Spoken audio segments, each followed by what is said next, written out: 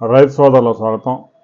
ఎల్నినోకు సంబంధించి మనం గతంలో కూడా 6 వీడియోలు చేయడం జరిగింది. తాజాగా ఆంధ్రప్రదేశ్ ప్రభుత్వం ఒక కీలక ప్రకటన చేసింది. గోదావరి నదిలో ఈ సమయానికి 70 సంవత్సరాల్లో ఎప్పుడూ లేని విధంగా వరద పడిపోయింది. గతంలో ఏడాది ఇదే సమయానికి గోదావరిలో 2 లక్షల క్యూసెక్కుల ఫ్లడ్ ఉంది. ఇవాళ కేవలం 20,000 క్యూసెక్కులు మాత్రమే ఫ్లడ్ వస్తూ ఉంది. తెలంగాణలో గోదావరి మీద ఉన్న 28 ప్రాజెక్టులు అన్నీ డెడ్ స్టోరేజ్ అయిపోయాయి.